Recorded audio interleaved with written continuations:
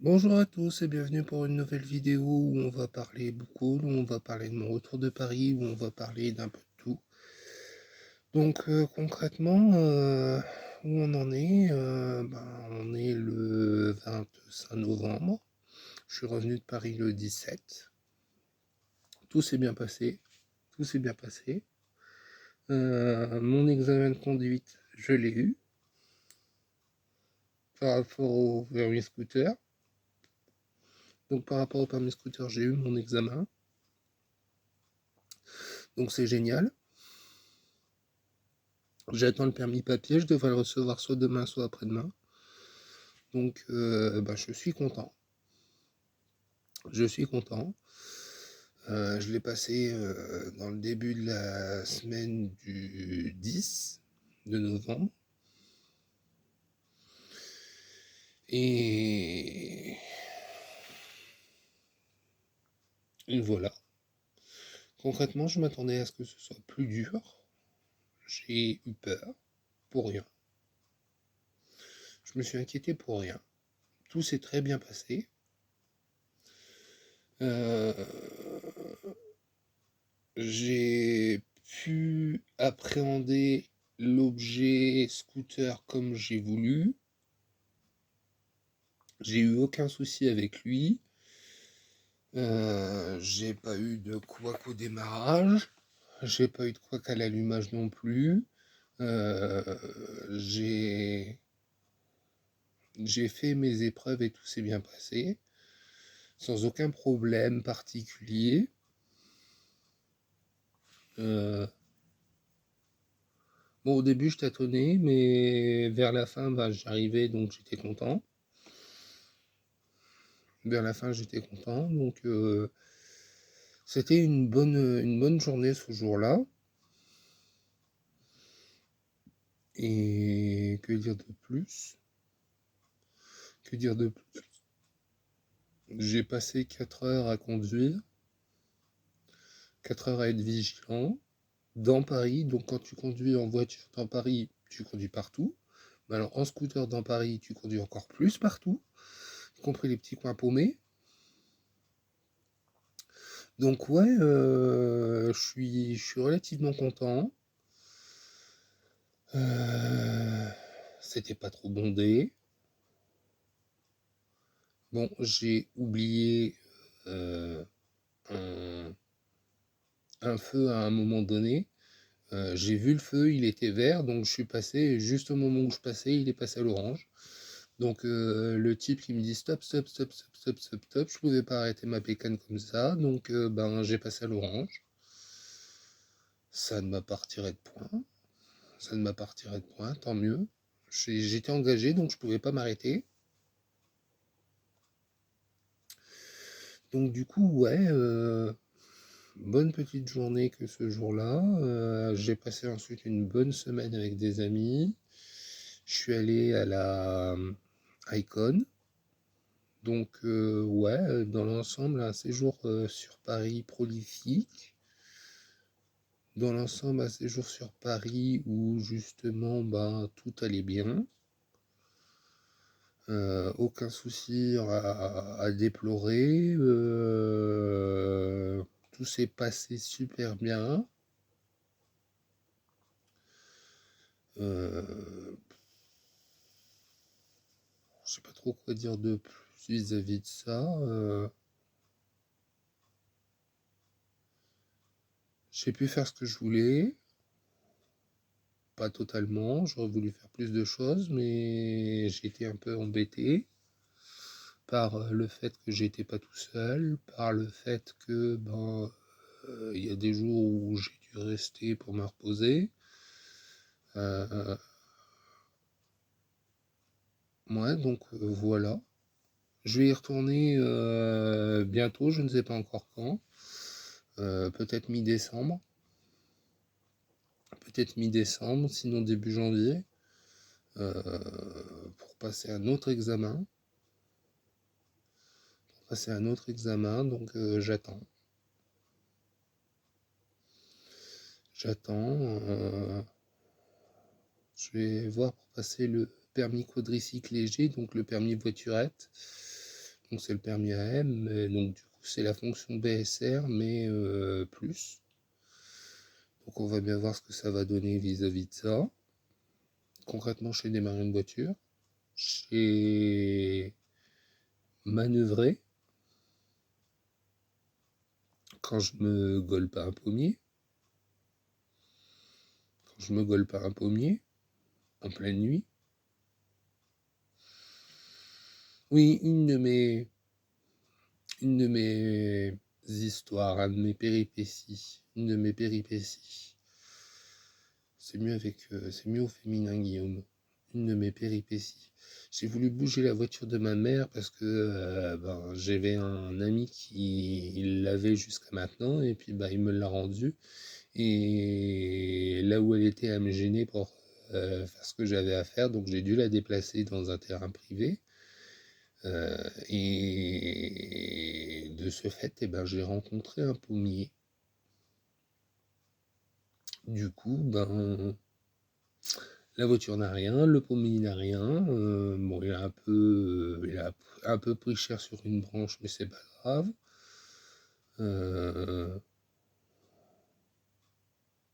J'ai juste frôlé. J'étais à ça de passer, en fait. Et puis, il y a un cheveu qui a dit non, tu ne passeras pas ce jour-là. Donc, j'ai repris la voiture il n'y a pas longtemps pour pouvoir la redéplacer. Donc, ouais. Je sais me débrouiller. Bon, celle que j'ai là à l'heure actuelle, quel dommage, il me faut le permis B pour la conduire. Mais je me dis que déjà passer la fonction BSR+, donc le permis AM pour la conduite des quadricycles légers, ce sera déjà un avancement. Il faut que j'y aille par étapes.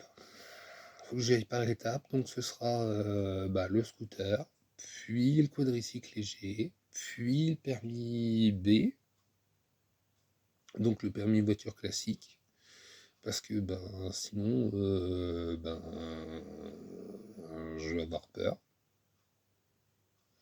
Donc quand je serai bien à l'aise avec la voiturette, je passerai le permis classique. Mais en attendant, il faut que j'y aille par étapes. J'ai la chance qu'il y ait des opportunités comme celle-ci, qu'à partir de 14 ans, on puisse conduire une voiture et être en dessous d'un certain mètre cube, à des vitesses pas trop excessives. Donc, ouais.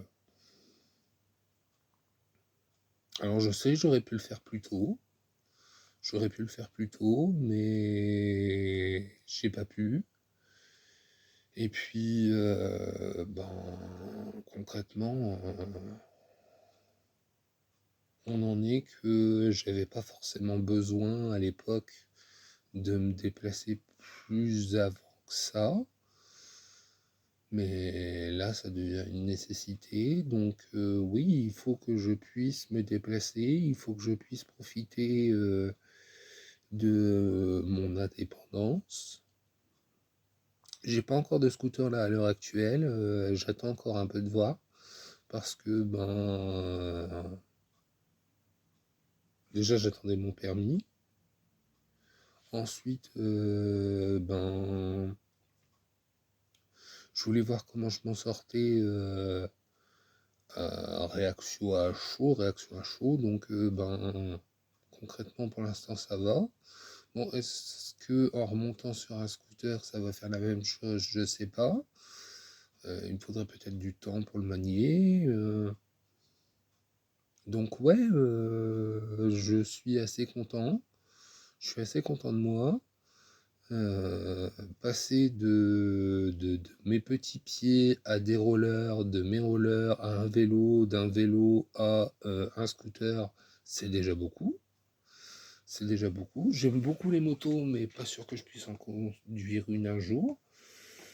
Ce serait un cran au-dessus. ce serait un cran au-dessus. C'est un objectif qui reste encore à voir. C'est un objectif qui reste encore à voir. Peut-être qu'un jour, je conduirai une moto. Mais en attendant, il faut que je me familiarise avec le bicycle à moteur. Donc ouais, ça s'engrange comme je le souhaite. Ça s'engrange comme je le souhaite. Je suis heureux. Je suis heureux de pouvoir me dire que je vais pouvoir me déplacer comme je veux, de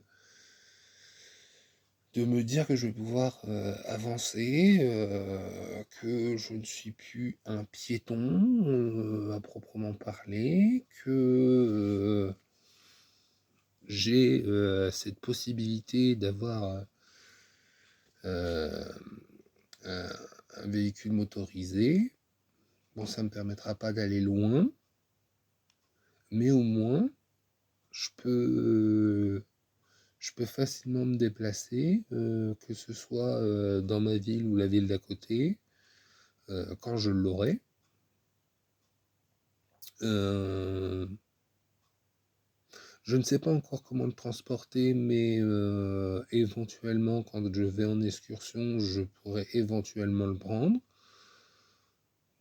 pour aller d'un endroit à un autre dans la ville où je vais en excursion, pour faire ce que j'ai à faire tout simplement. Donc je me dis que en plus c'est léger, donc ça passe partout.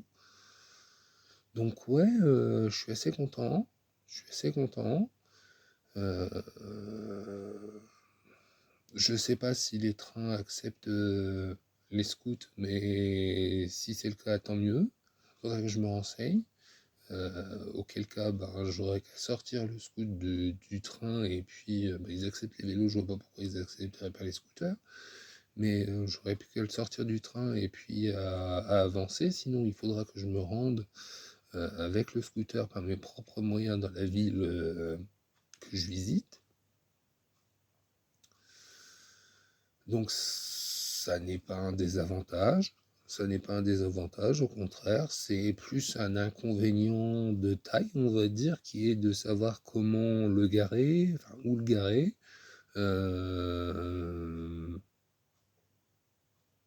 Et puis se dire que justement il y aura ce scooter à récupérer, à reprendre, à utiliser, à redéposer quelque part. Et ouais, c'est déjà un bon début. C'est déjà un bon début. J'ai un peu tout de côté pour pouvoir mettre du beurre dans les épinards, on va dire, pour pouvoir avoir un apport. Donc ouais, c'est déjà beaucoup. Pour quelqu'un qui a 31 ans, qui n'a jamais réellement connu la route, se retrouver comme ça du jour au lendemain avec ben, la possibilité de pouvoir manier un scooter, c'est déjà énorme. Donc ouais, je suis content, je suis heureux de pouvoir me redéplacer à nouveau. Bon, plus amplement que ça théoriquement, puisque ben, demain ou après-demain, je reçois mon permis. Donc ouais,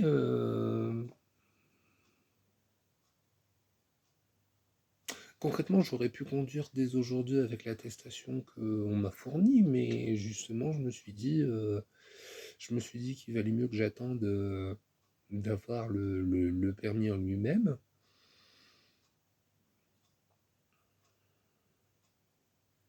Donc que de bonnes choses, que de bonnes choses. Et puis ben, à la Econ, j'ai croisé des gens que j'avais pas vus depuis un moment, donc on a discuté. Le temps a passé et j'ai pu revoir du monde, discuter. J'ai pu revoir du monde, discuter. J'ai pu échanger avec des auteurs. J'ai pu prendre du temps aussi pour moi, chose qui n'était pas arrivée depuis un moment. euh, j'ai pu sortir de ma campagne pour aller vers une ville un peu plus large.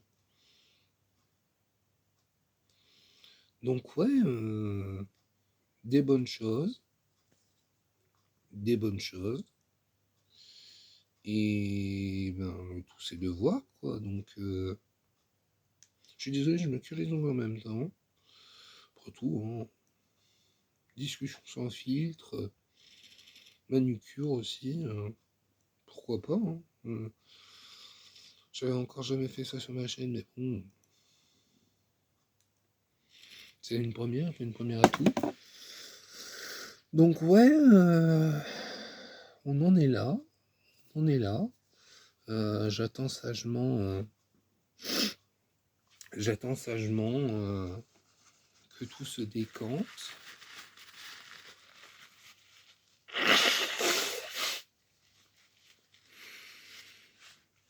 Et puis, j'ai visité des choses dans Paris, j'ai marché, j'ai été avec mes amis dans des boutiques d'activités manuelles, j'ai retrouvé d'autres amis, je suis resté aussi chez une amie pour me reposer plutôt que de payer un hôtel. Donc ça, c'est un gain évident. C'est un gain évident. C'est quelque chose de génial parce que tu as un toit au-dessus de la tête pendant ton séjour. Tu sais où tu crèches, donc tout devient plus facile. Tout devient plus facile et à l'avenant, je sens que si je vais sur Paris, il faut que je me trouve un petit logement ou voir avec des amis s'ils peuvent pas m'héberger le temps d'eux pour pouvoir justement rester plus longtemps. J'aurais aimé visiter des choses, j'aurais aimé visiter plus de choses, mais j'étais pris par le temps et on n'en a pas forcément parlé avec mes amis et ça s'est engrangé comme ça, que le temps a passé, et qu'on discutait, on profitait du fait d'être l'un avec l'autre, l'un avec les autres, et, et de se voir, et c'est des moments géniaux que j'adore, et que ben, on n'a pas souvent l'occasion de se voir, donc à chaque fois c'est toujours très émouvant, j'allais dire très émotif. Oui, émotif, émouvant, ça revient au même. C'est plus français de dire émouvant dans le sens de la phrase. Toujours très émouvant, donc toujours très ouvert sur les discussions. J'ai passé un bon moment, j'ai bien discuté avec mes amis, j'ai passé 10 jours merveilleux, 10 jours de vacances. Donc ouais, ça m'a reposé, ça m'a changé de mon quotidien.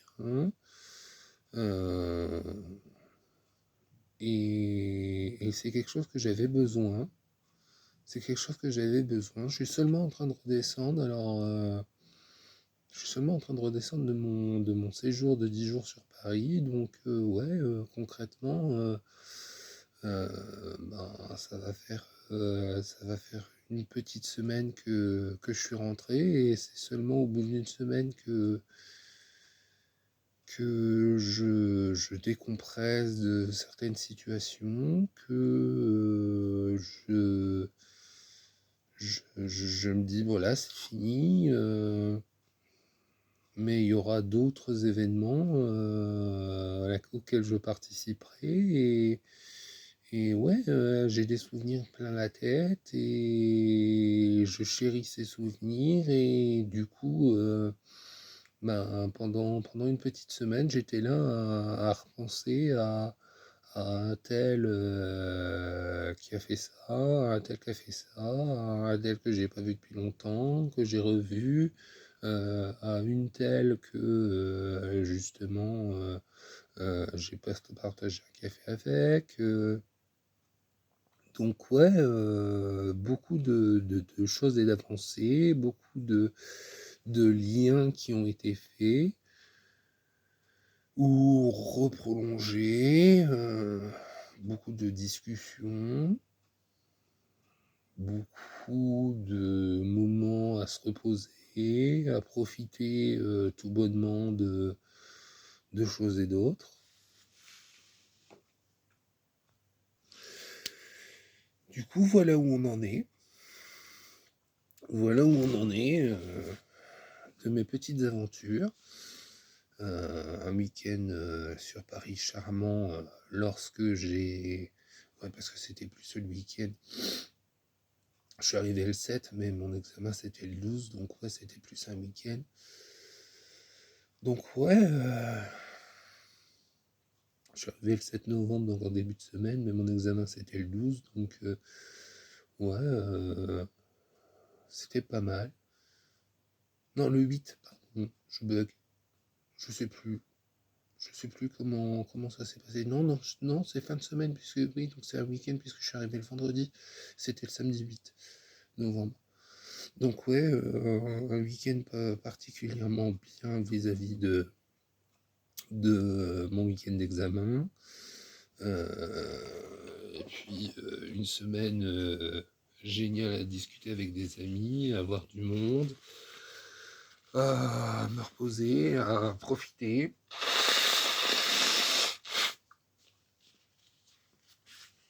Je suis toujours un peu malade. Ça allait mieux, mais mes 10 jours sur Paris n'ont pas arrangé la chose. Là, ça commence à aller mieux.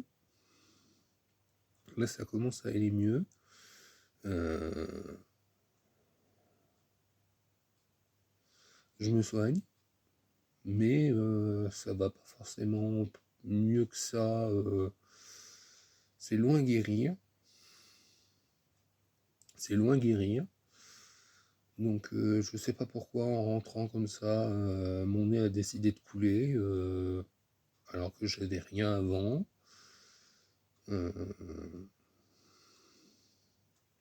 Jusqu'à maintenant, je sens le goût de ce que je mange, je sens l'odeur qu'il peut y avoir autour de moi.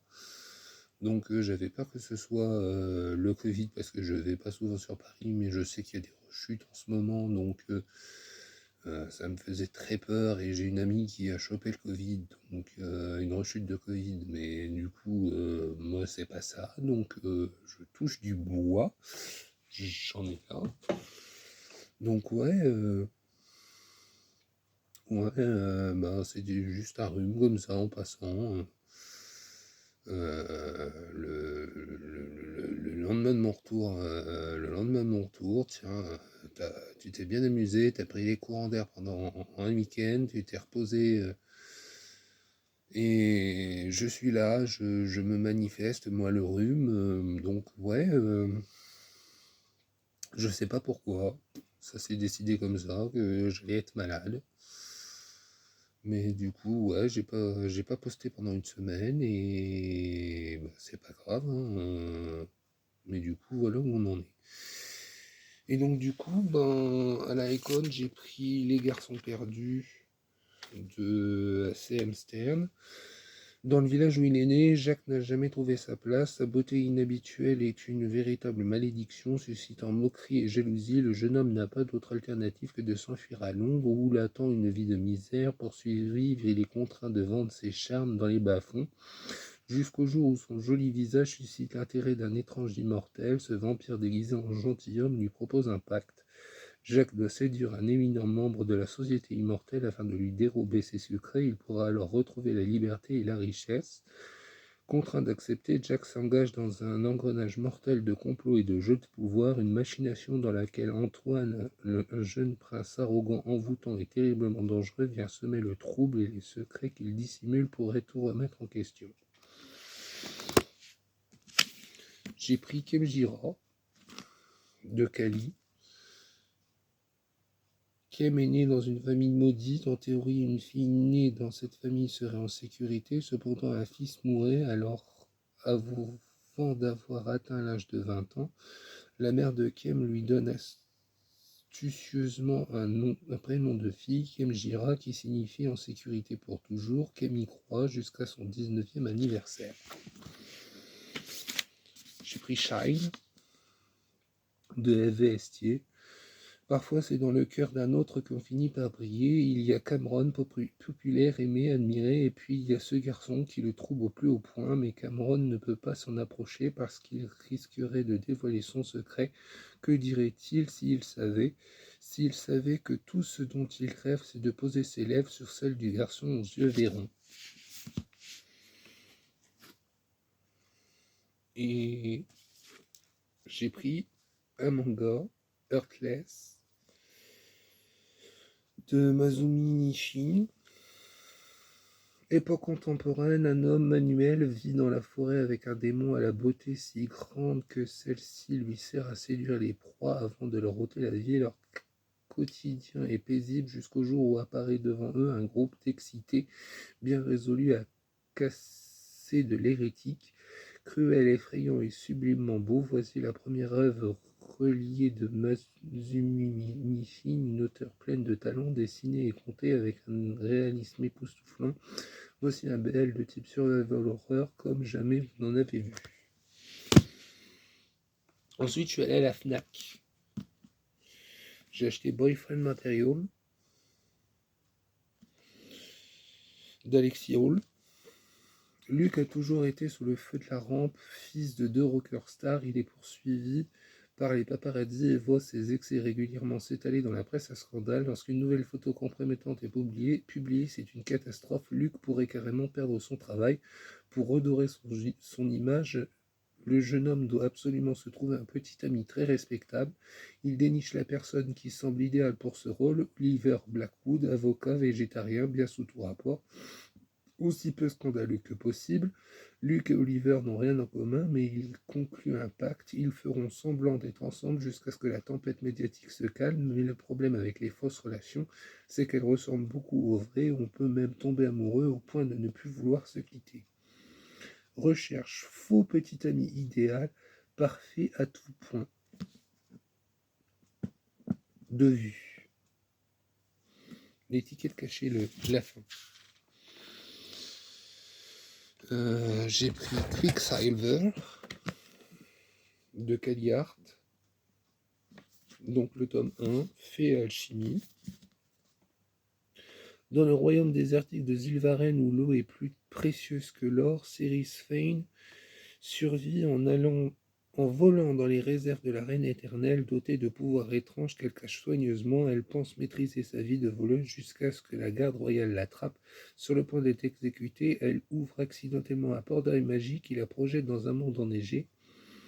Première humaine à fouler les terres d'Ivelia depuis un millénaire, Saris se retrouve liée à Kingfisher, un redoutable guerrier fée, passé énigmatique, attitude exécrable, charisme dévastateur. Il compte utiliser les pouvoirs d'alchimie de la jeune femme pour sauver son peuple d'une guerre ancestrale. Prise au piège, Ceres découvre que Kingfisher est à la fois son ravisseur et sa seule chance de rentrer chez elle. Mais entre ce faille aux intentions obscures et elle naît une tension explosive. Elle le déteste autant qu'elle le désire et leur proximité ne fait qu'intensifier cette interaction dangereuse. J'ai pris aussi Shatter Me de Tahereh Mafi. Alors, c'est rayé en mettant Je suis maudite, je suis un monstre, mon toucher est mortel, je veux qu'il me touche, je suis leur arme. Et c'est corrigé en mettant j'ai un don, je suis plus forte qu'un homme, mon toucher est pouvoir, il ne doit pas m'approcher, je me vengerai. Je sais pas si tu veux bien voir. Donc du coup ça donne je suis maudite, j'ai un don, je suis un monstre, je suis plus fort qu'un homme, mon toucher est mortel, mon toucher est pouvoir, je veux qu'il me touche, il ne doit pas m'approcher, je suis leur arme, je me vengerai. Alors, je pensais que c'était le tome 2, donc j'ai pris Defy Me, mais en fait, il s'avère que c'est une autre saison, donc le tome 2, je ne l'ai pas. Et donc j'ai pris Imagine Me. Donc on verra bien ce que ça va donner vis-à-vis de ça. Ensuite, j'ai fait une commande Amazon. C'est pas bien. Donc Sagittarius Love. Non, Save Libra. Donc le tome 6 de l'horoscope amoureux d'Anita Sunday. Sagittaire, le grand amour se dessine à l'horizon. C'est le moment idéal pour sortir de votre routine et foncer vers l'inconnu. Jason Liam veut quelqu'un avec qui fonder un foyer, avec quelqu'un avec qui il peut se laisser aller, quelqu'un qu'il aimera sans condition. Mais malgré tous ses efforts, il ne parvient jamais à créer de lien réel. Et maintenant ça. Alors, quand son jumeau à qui il ressemble comme deux gouttes d'eau le supplie d'échanger leur vie pour quelques semaines, Jason est tenté. Du jour au lendemain, il mène une autre existence dans une petite ville d'Australie, affrontant nombre de choses bizarres, sauvages et merveilleuses qu'il n'avait jamais vues auparavant, comme des araignées ou des serpents, ou son nouveau voisin, le sergent Owen Stirling, qui est pour le moins suspect. Balance, préparez-vous à être pris dans un joyeux bazar, une vraie ronde d'esquive et de séduction. J'ai pris Thanatos, le prince des abysses, de Léo Delerio. Thanatos, dieu de la mort, est un cœur à prendre depuis la nuit des temps. Endetté, il est contraint de quitter les enfers pour Paris, ville de l'amour. Il y rencontre un humain bien mystérieux, un beau voleur aux yeux bleus. C'est une histoire d'amour, celle d'un homme étranger aux relations amoureuses, un conte magique et mélancolique, mais aussi parfois drôle, absurde et coloré. Et boum. J'ai pris Crescent City, le tome 1, 2 et 3. Donc le tome 1.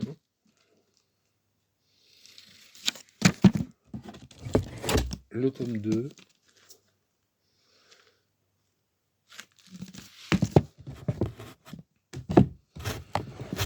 Et le tome 3. C'est des belles bricasses.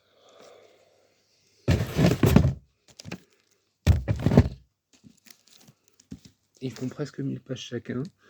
Bryce, une jeune femme mi-fée et mi-humaine, a une vie parfaite. Elle travaille la journée chez un marchand d'antiquités qui vend des artefacts magiques et fait la fête toute la nuit avec ses amis en savourant chaque plaisir qu'offre Lutarion, plus connu sous le nom de Crescent City. Mais un jour, un terrible meurtre va venir ébranler les fondations de la ville, de même que le monde de Bryce, ou Brice. 2 ans plus tard, son travail ressemble à une impasse et elle se plonge dans l'oubli en écumant les clubs les plus fameux. Mais lorsque le meurtrier frappe de nouveau, Bryce se retrouve enchaîné. Non, j'ai du mal à lire avec le blister. Entraîné dans l'enquête et doit faire équipe avec Hunt, un mystérieux ange déchu dont le passé noir hante chacun de ses pas. Ce dernier est l'assassin personnel des archanges et il doit protéger la jeune femme, même s'il lui porte peu d'intérêt. À la recherche de la vérité, Bryce et Hunt vont apprendre à se connaître et vont explorer les bas-fonds de la ville jusqu'aux niveaux les plus sombres de l'Anther, où des choses qui dormaient depuis des millénaires se réveillent. Donc c'est de Sarah Gimas. J'ai pris le tome 4 de La Passeuse de mots, j'ai déjà les 3 autres tomes. Tandis que la résistance s'arme sous la bannière de la passeuse de mots, une pression grandissante pèse sur les épaules d'Aria. En route vers la ville pervertie de Palladium, elle et ses compagnons s'approchent au plus près des machinations d'Aiden, jusqu'à découvrir que le chaos, à l'instar des cristaux, possède bien des facettes. J'ai pris Inheritance Game tome 4. Né pour succéder à son grand-père, Grayson O'Sorm ne vit que pour sa famille. Quand ses demi-sœurs ont des ennuis, il n'hésite pas à faire ce qu'il réussit le mieux, résoudre des problèmes rapidement et sans s'embarrasser de remords. Jameson O'Sorm, amoureux du risque et de sensations fortes, ne résiste pas à l'appel de son père qui lui demande d'infiltrer le casino clandestin le plus secret de Londres. De part et d'autre du globe, les deux frères auront besoin de toute l'aide des leurs pour se sortir des jeux dangereux auxquels ils se trouvent mêlés, une occasion de puiser au plus profond d'eux-mêmes et de définir ce qu'ils sont prêts à sacrifier pour gagner. Et j'ai pris la saga L'Académie du Feu, le tome 1 à 5.